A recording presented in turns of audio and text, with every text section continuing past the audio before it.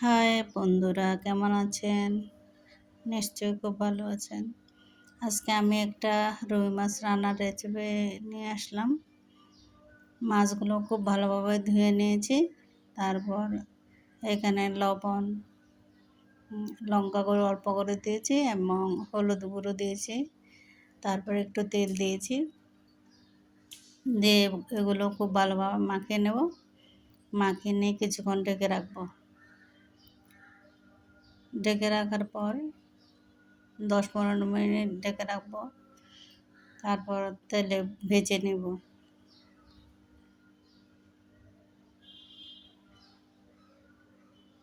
মাছ বেশি তাই দুইবারে ভাজবো। প্রথমে 5টা দিয়ে দিলাম। তা যখন এক পিঠ হয়ে গেছে আরেক পিঠ উল্টে দিচ্ছি আমি।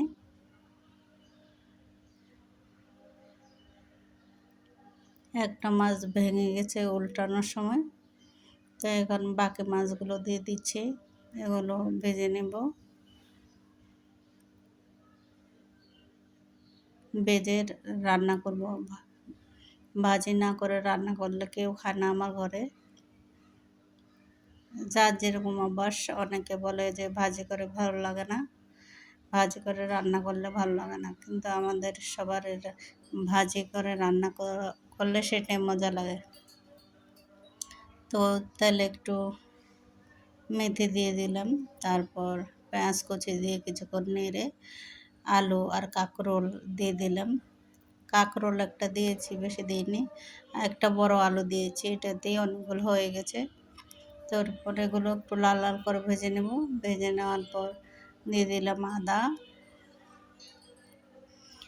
তারপর হলুদ গুঁড়ো, লঙ্কা গুঁড়ো এবং লবণ দিয়ে একটু পানি দিয়ে দেব।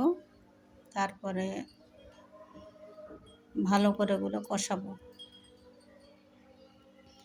পানি না দিলে তো ওগুলো মশলাগুলো পুড়ে যাবে, তাই একটু পানি দিয়ে এগুলো ভালো ভালো করে কষিয়ে নিয়েছি। দেখেন সব কষানো হয়ে গেছে, তেল বের হয়ে গেছে।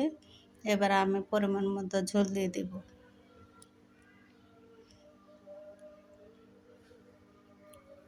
এগুলো ঝোল দিয়ে কিছুক্ষণ ঢেকে রাখবো। এই ঝোল যখন ফুটে উঠেছে তখন আমি ভাজা মাছগুলো দিয়ে দিচ্ছি।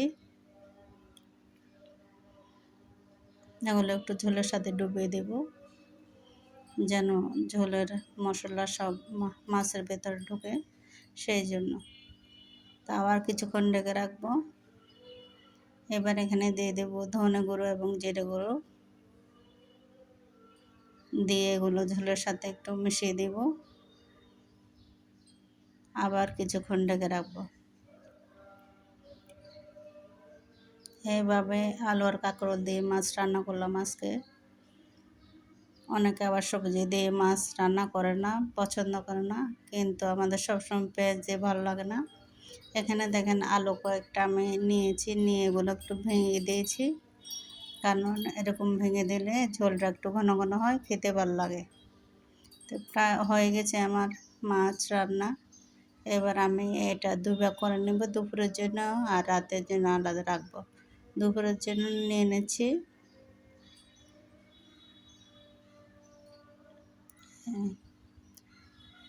সবাইকে ধন্যবাদ। সবাই লাইক এবং কমেন্টস করবেন।